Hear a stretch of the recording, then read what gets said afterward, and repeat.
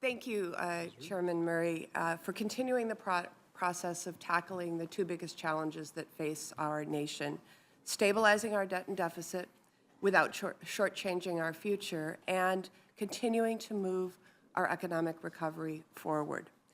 In the past 2 years, we've made strong progress with a balanced approach that has achieved more than $2.4 billion in deficit reduction. Now we need to do more to reach the goal of reducing the deficit by $4 trillion. We also need to do more to grow our economy. With our nation's unemployment at its lowest point in the past 4 years, now is the time to continue to take a balanced and responsible path forward. The budget released yesterday by my friend and fellow Wisconsinite Paul Ryan doesn't do that. The House Republican approach is not a balanced or serious solution to the challenges that we face. The numbers don't add up. The promises that we have made to seniors are broken. The burden of deficit reduction is placed disproportionately on the middle class. And the Ryan budget puts up a roadblock for our economic recovery.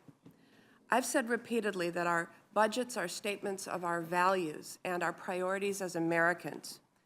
For me and the people of Wisconsin, that means strengthening the essential pillars of economic security for the middle class: quality education, affordable health care, a good-paying job, and retirement security.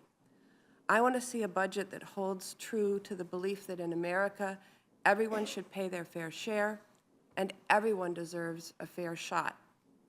The budget offered later today by Chairman Murray meets this standard. This is a budget that moves our economic recovery forward, puts Americans back to work, strengthens the middle class, and reduces our deficit. Instead of locking in the arbitrary cuts of the sequester that will slow our economic growth and could cost our economy as many as 750,000 jobs, your budget makes smart spending cuts and invests in our economy in a way that will help us build off of the 236,000 jobs our country created last month.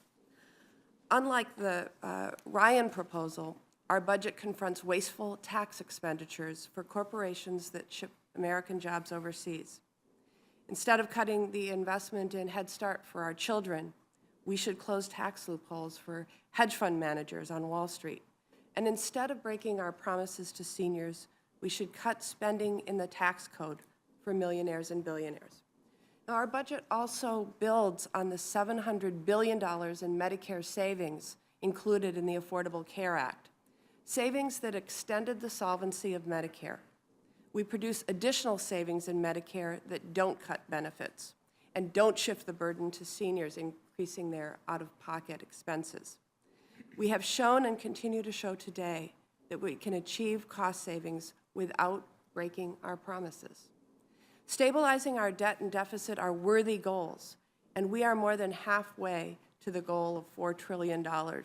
However, as the President said in his State of the Union address, a deficit reduction plan alone is not an economic plan. While we face a fiscal deficit that has been years in the making, we're also facing an infrastructure deficit, a workforce development deficit, and a research and development deficit. Addressing these other deficits help us out of our fiscal deficit by setting the foundation for long-term economic growth. Through a balanced and responsible approach, we're moving in the right direction to reduce the deficit and to grow our economy.